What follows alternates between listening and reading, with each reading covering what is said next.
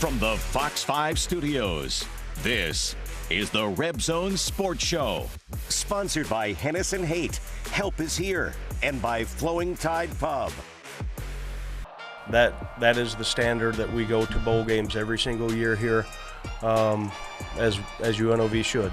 And we're a game away from capturing that. I believe when we do that, we will be the only team in school history that's ever been to back-to-back bowls. That's a big thing. Our guys understand that. I talked to them about it this morning. That's not the ultimate goal, but that is one of our benchmarks on things we're trying to achieve. So certainly getting to win 6 is a huge deal, and the sooner you can get to that, then you can add to not only the story but your legacy as a program if you'll do it the right way. Las Vegas, the city, has embraced me, and I take a lot of pride in trying to make this city proud. That's a lot of what we do as a university is just trying to help the city as much as we can. So whatever I can do to help the city, leave a legacy of just trying my hardest, doing everything I can to win for my teammates and this organization.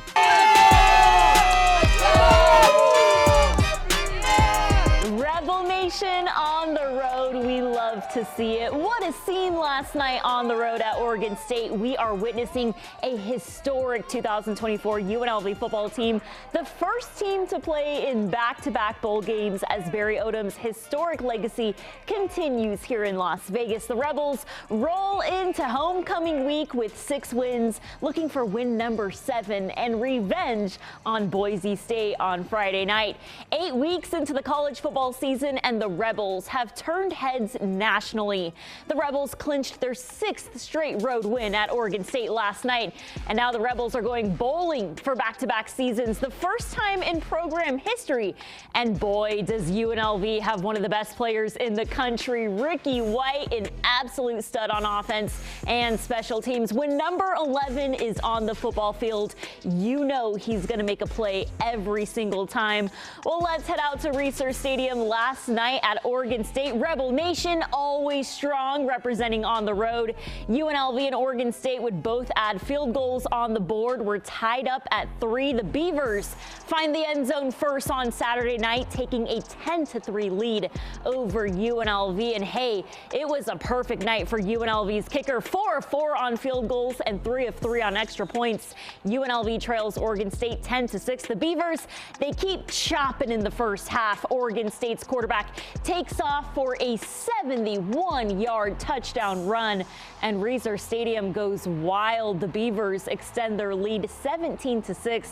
The Rebels looking to respond on the next drive, get their go-go offense going. Hodge Malik Williams rolls to the right, and he's off to the end zone. Williams' 3rd rushing touchdown this season.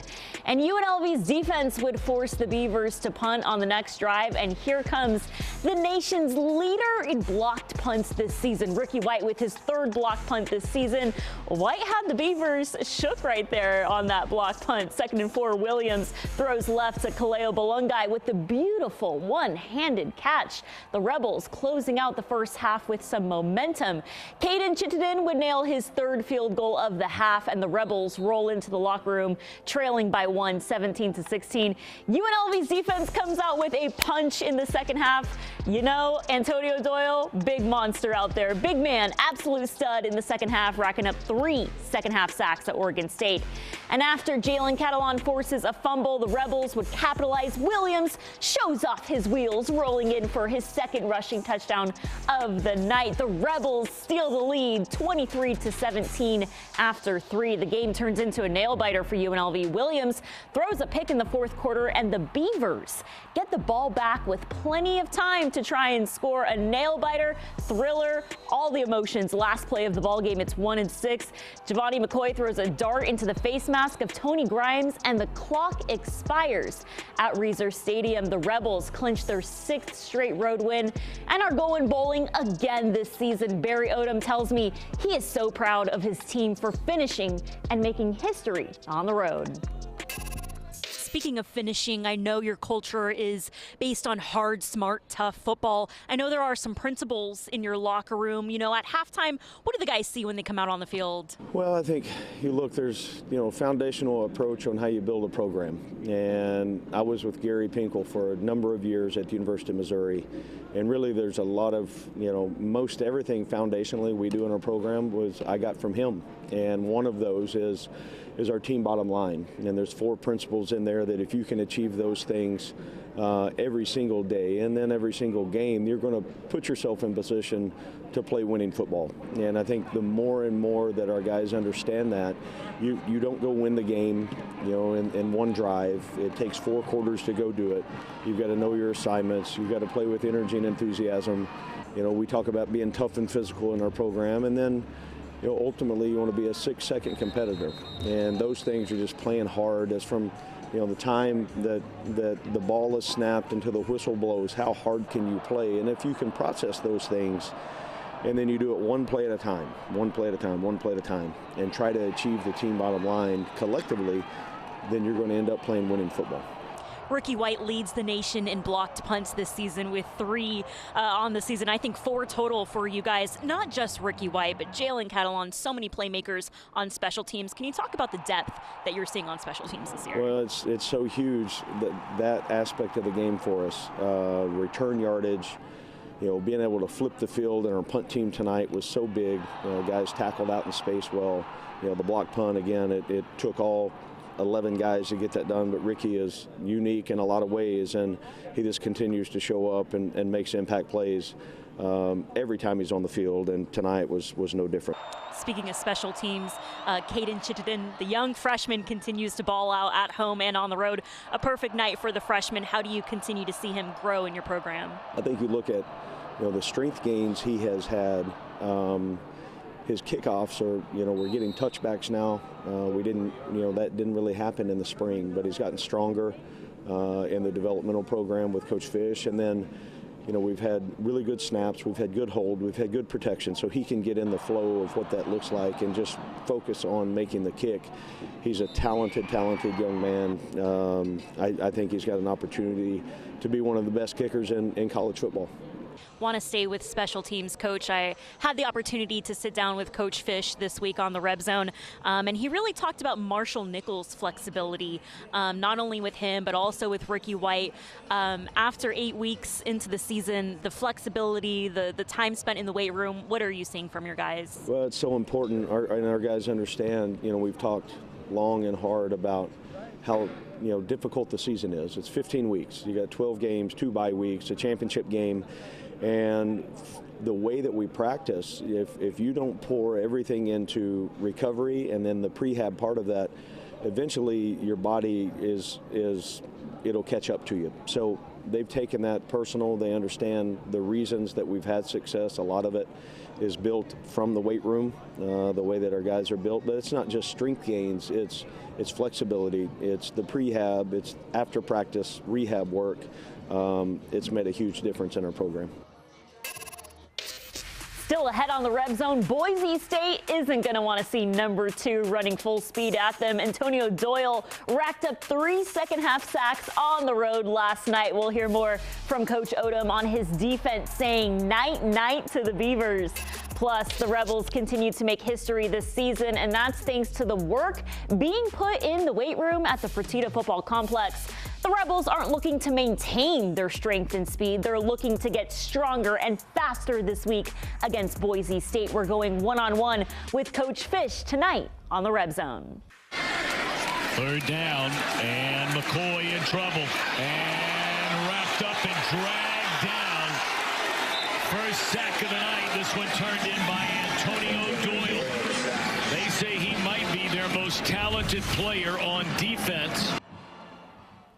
Yeah, number 2 was a nightmare last night on the road at Oregon State. Checking out the defensive playmakers from last night's game. Jalen Catalon and Antonio Doyle Jr. both have SEC and Big 12 experience they're bringing to UNLV. And boy, were these two guys flying around the football field last night. Boise State's going to want to keep their eye on number 1 and number 2, a threat in the defensive backfield. Safety Jalen Catalon and defensive end Antonio Doyle Jr. tells me he looks up to Max Crosby, flying around, swarming the football. It was electric last night to see these two guys finish the ball game for UNLV, clinching their 6th straight road win this season. Here's more from Coach Odom on the defensive performance in that second half. Well, I think there was hunger there from those guys, and I thought our defensive line, we rotated so many guys in, but they were relentless in trying to get after the quarterback. We didn't have to call pressures to get there tonight. We were able to get there with a 4-man rush, and sometimes it was just one guy beating their offensive tackle or inside guys. I thought the games up front on the way that they played within that with each other, that really helped us, and I thought that that was the difference in the game. Really impressed to see Jackson Woodard, Hodge Malik Williams in your building so early and be the first ones there and the last ones out. A tough, resilient road win, Coach. How does this momentum carry over into Boise State? Yeah, it's huge getting to 6-1, and then the non-conference season is over. Now we've got a 5-game stretch starting with Boise at home.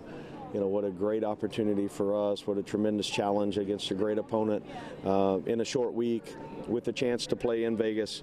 It'll be a lot of fun. It'll be a great atmosphere, and we'll have a really good week of preparation. There'll be a lot of excitement around the game, as there should be, and 2 great teams going against each other, and we'll go to work. Preparation is going to be part of our foundation for our success, and preparation takes on a lot of different forms. It pops up 12 months out of the year. Our guys understand that in order to play well, in order to meet some personal goals, you have to be available to be on the field and play at a high level.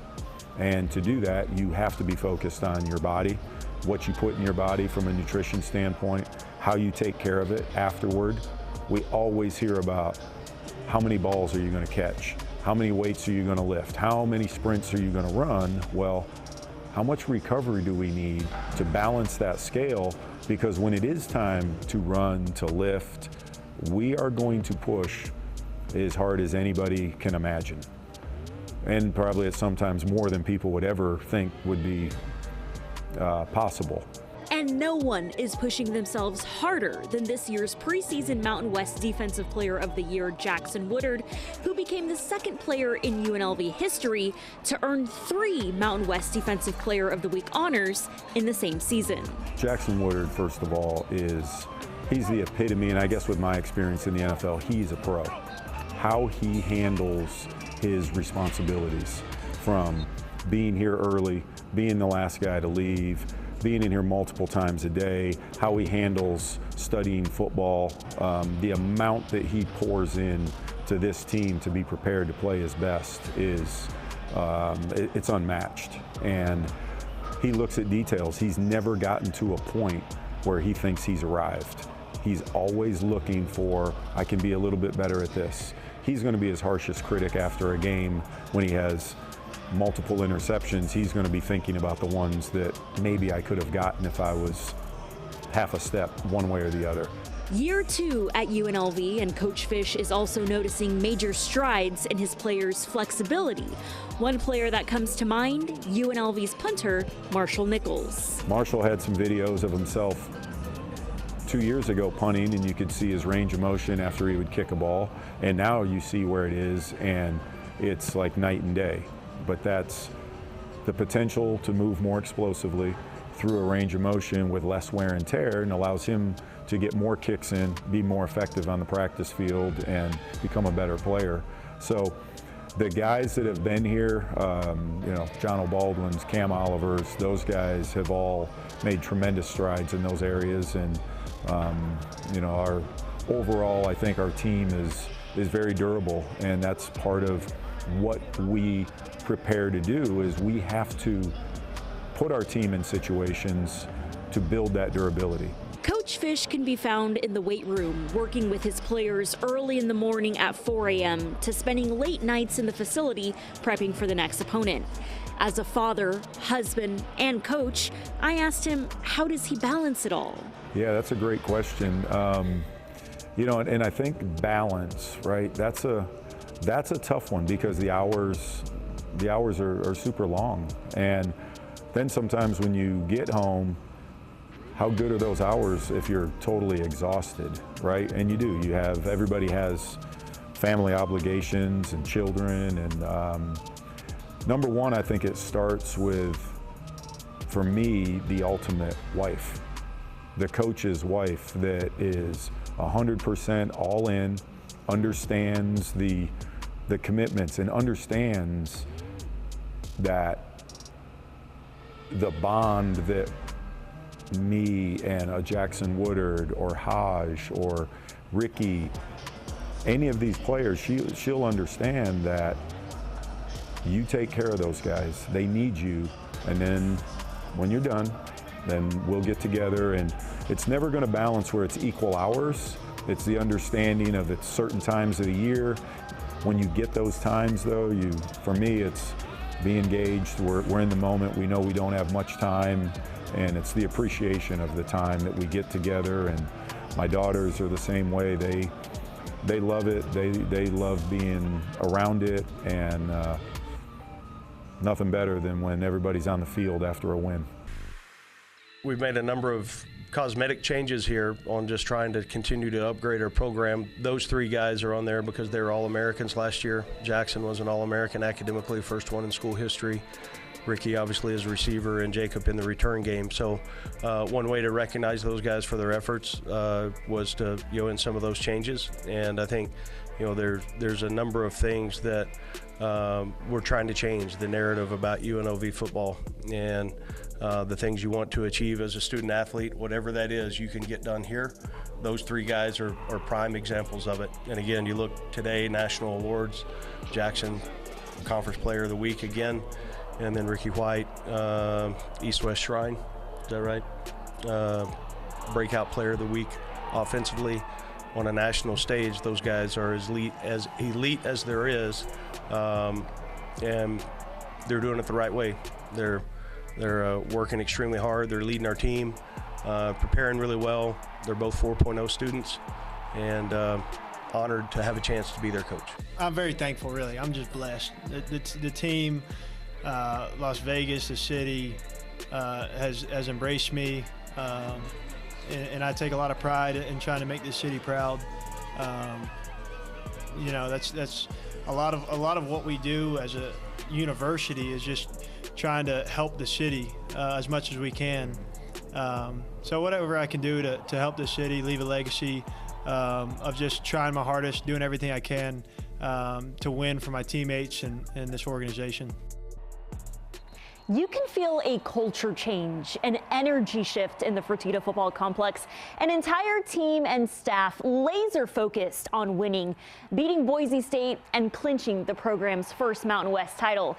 UNLV has their biggest test of the season coming up this Friday at Allegiant Stadium. Some people are calling it maybe the game of the year in the group of five.